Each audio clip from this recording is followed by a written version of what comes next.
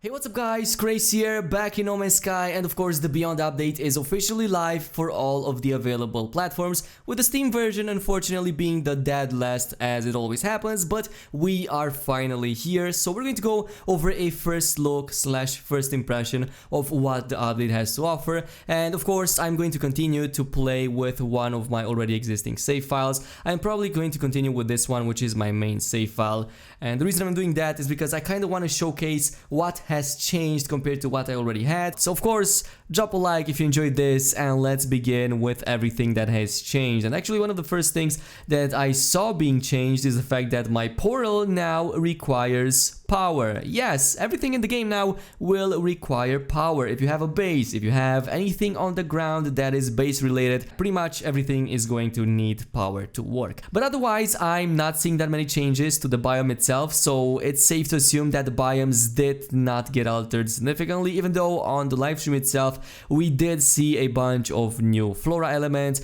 as well as maybe some new creatures, but I wouldn't bet on it. Otherwise, of course, as you may or may not notice, the ships are now absolutely massive. I mean, just look at this thing. These are at least like 50% bigger compared to how they were previously. The only exception is this. This one, in fact, kinda pretty much kept its own size. It's pretty much the exact same as it always been. But you know what, I think that is the case because it kind of has a big interior to begin with, so it kind of didn't need to be rescaled, but everything else is simply massive. This one in particular got the biggest amount of changes, also the most surprising ones, because probably all of the ships like this get a slight redesign over here on the front end. Like these engine parts, these are definitely new, so this is something that we didn't have before, but they definitely look way more spectacular. Otherwise, it's the same, but let me show you something really cool. As you can see, ladies and gents, this interior is now fully rendered. It's much more detailed than ever before.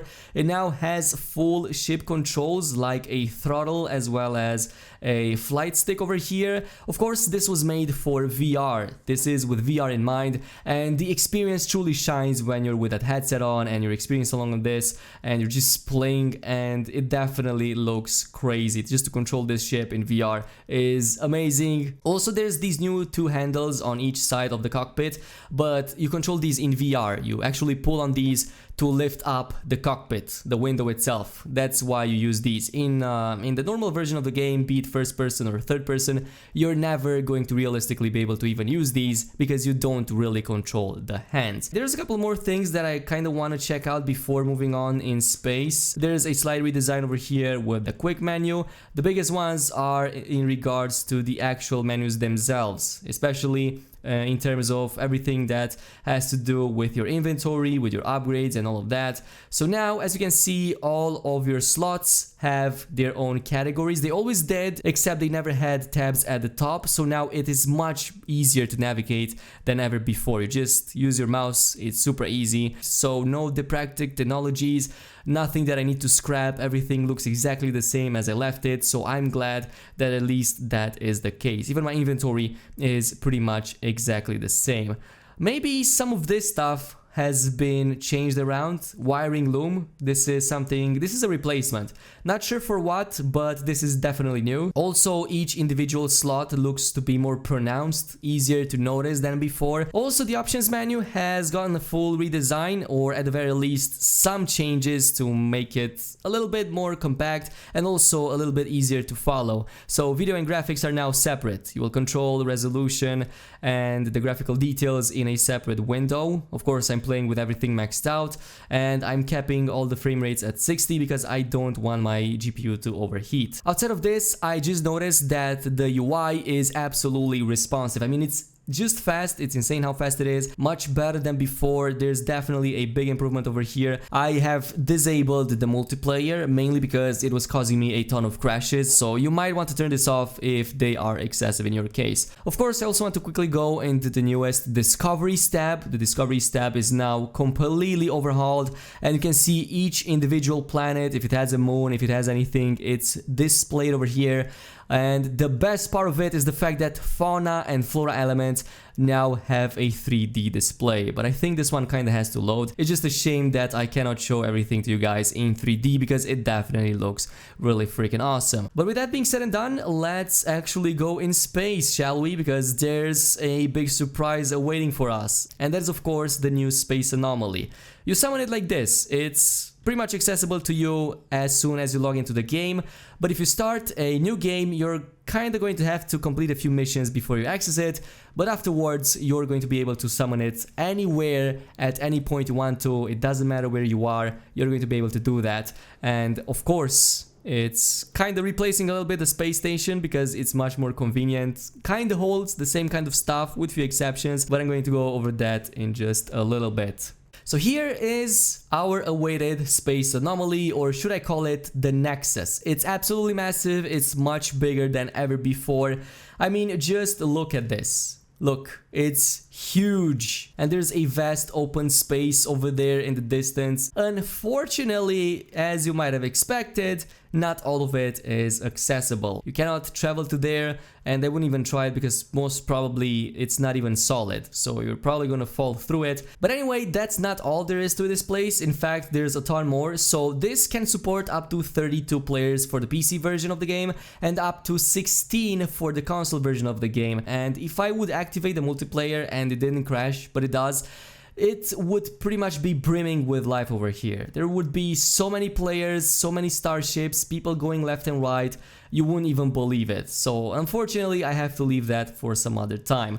But otherwise, we have, of course, the Nexus main mission area. This is where you pretty much pick community missions. So this, I believe, are rotated, but I'm not really sure if it's on a daily basis or weekly basis.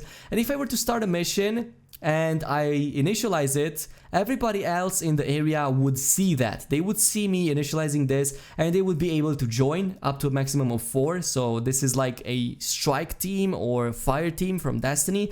And once all 4 of them are ready, I can ready up, everybody can do the same, and then we would just jump into our ships, get out, and we will be transported into a mission area to do whatever there is. Of course, our Quicksilver Merchant got relocated. It's not very different compared to how it was until now. You kind of need to earn Quicksilver to get back to it, and it seems that you cannot access it anymore unless you have proper Quicksilver to spend. Hopefully that will come soon enough with the community missions.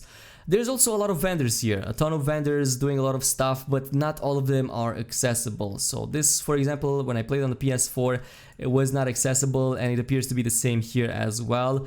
But it might have something to do with the ship, maybe. Also, this is a brand new NPC. This is a brand new face, really cool looking, and there are dozens, I mean dozens of brand new looking NPCs. This one is another, of course, example with the owl man over here. We saw this in the trailer as well. Very detailed, very high quality. This is the cooking one, a cooking related NPC.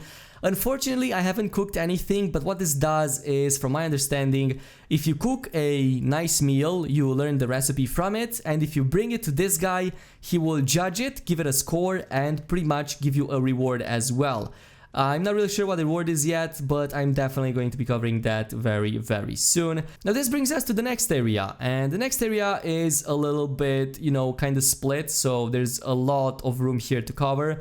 Also pay close attention to these amazing animations. So this has to all make sense in VR, it has to be really believable, so the amazing detail here is definitely noticeable. Neta and Polo, of course, got relocated, so you will find both of these on each side of this room. It's pretty much the main room where you can see everything else in here. In the back over here we have the upgrades, and this is like the biggest of them all. This is where you will spend quite a bit of time because these are the upgrade trees for everything. So just going over the ship one, for example, again a very cool looking NPC. Just going over the research tree, this is how the upgrades now look. So you now have a much better visualization of what you can upgrade next, where you can put it, what it's for. It even gives you explanations for what it is, and it definitely makes more sense. Before leaving the Nexus, there's one other room that I kind of want to show to you guys, and this is where you'll be able to see everybody else's bases, display yours as well as pretty much voting which one is the best. So these are just a few of the bases that I can see. Eventually, if one is plenty visited or just voted upon, you will be able to see it here in the featured store, and you can see a lot more details about it, like, I don't know, just everything in regards to the planet. And there should be some screenshots as well, but it seems that nobody associated any screenshots with these bases. The only redesign I was able to find in terms of the freighters, at least the freighter models, is the landing area over here. The entrance is now slightly elevated because ships are now much bigger, so they kinda have to fit in this huge room. The tall ships, such as for example exotic ships, will not clip anymore with your freighter, but otherwise everything else is exactly the same, so I'm not going to stay on it too much. So let's actually go to one such space station and see exactly what awaits us over there. The best part about it is that you should now start seeing NPCs that walk around. Like for example that Gek that just comes in over here with his friends and starts probably talking with them or just minding his own business. They form groups, even interacting with their environments, and not only here but also on the planetary surfaces. It's a lot of attention to detail that I really liked, and if I interact with them, he should react to me as well. Oh yeah, there it is.